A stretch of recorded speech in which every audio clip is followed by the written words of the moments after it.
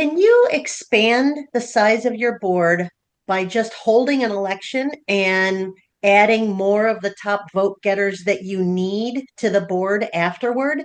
In this video, two of our experts answer that question.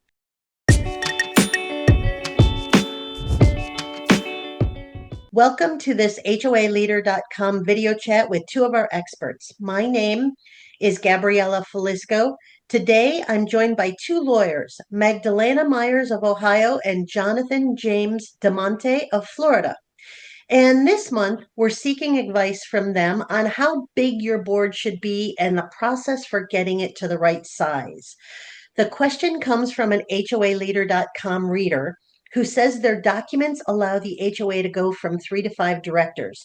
The documents also say that the members elect directors at or in conjunction with an annual members meeting. So our reader wants to know, can we just simply hold an election and add more directors than we currently have? So here in this video, we start with that simple question. Is this proposed plan all this HOA needs to do, or if not, what's the proper procedure for expanding or reducing the size of our board?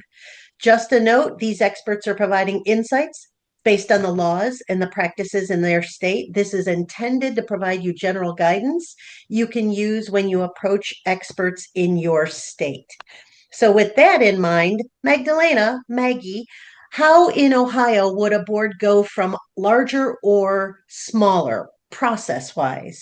Sure. So actually, I was going to say the same thing. First things first is check with your own attorney.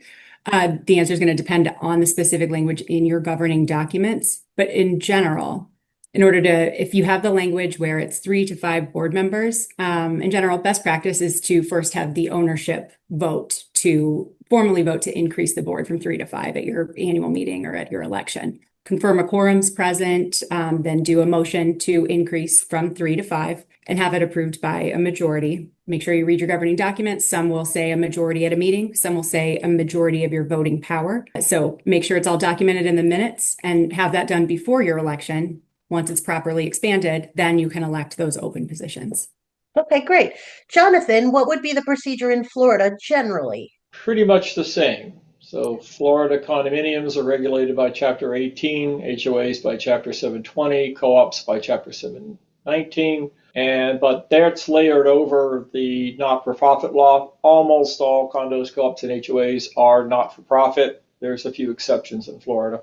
And it's actually in the Florida not-for-profit law, 617-0803, says the board of directors must consist of 3 or more individuals. That's in compliance with the IRS rules for not-for-profits. And the number of directors may be increased or decreased from time to time by amendment to the bylaws in a manner provided in the articles or the bylaws, but it can never be less than 3.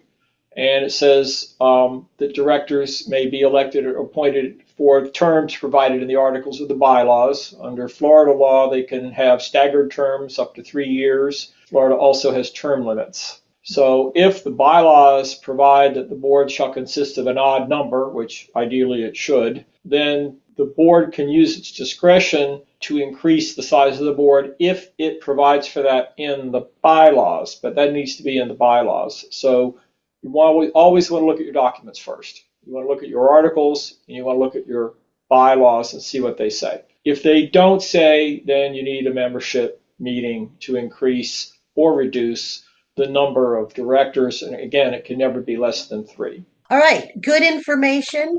Listeners, please be sure to click the link below to watch the additional extended video where these two experts discuss the pros and cons of expanding or reducing the size of your condo or HOA board.